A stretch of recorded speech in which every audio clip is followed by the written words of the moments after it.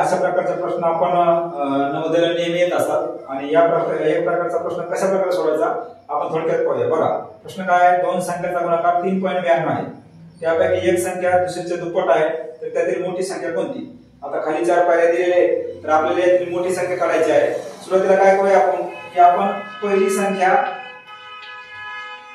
बरोबर आपण x मानू आणि दुसरी संख्या दुप्पट आहे म्हणून काय करायचं तर 2x मानायची।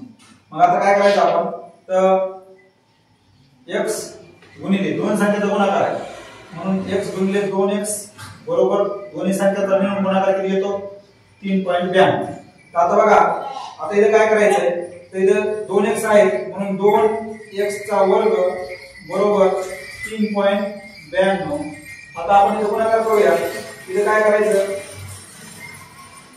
x चा वर्ग बरोबर 3.92 भागिले 2 याचा जर आपण गुणाकार केला तर बघा बे एक बे इथं 1 आला, इथं उरले किती तर 1 उरला, इथं झालं 92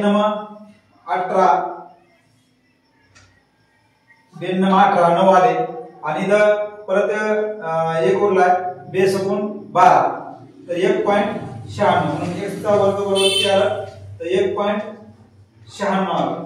तर मग आता हे 1.96 आलेलं आहे, तर या 1.96 चं काय करायचं तर दोन्ही बाजूचं वर्गमूळ काढायचं, दोन्ही बाजूचं वर्गमूळ काढायचं वर्गमूळ। आपण दोन्ही बाजूचं जर वर्गमूळ काढलं तर दोन्ही बाजूचं वर्गमूळ काढल्यानंतर येतं 1.4। पण आता हे x बरोबर किती आलं 1.4।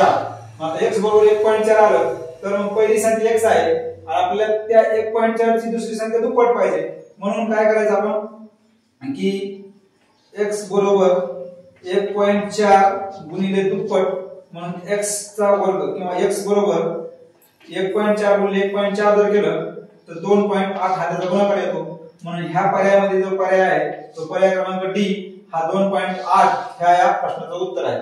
अशाच प्रकारचे नवीन व्हिडिओ आपण आपल्या चॅनलवर टाकणार आहोत। जर व्हिडिओ आवडला तर व्हिडिओला नक्की लाईक करा आणि चॅनलला सबस्क्राइब करा। धन्यवाद।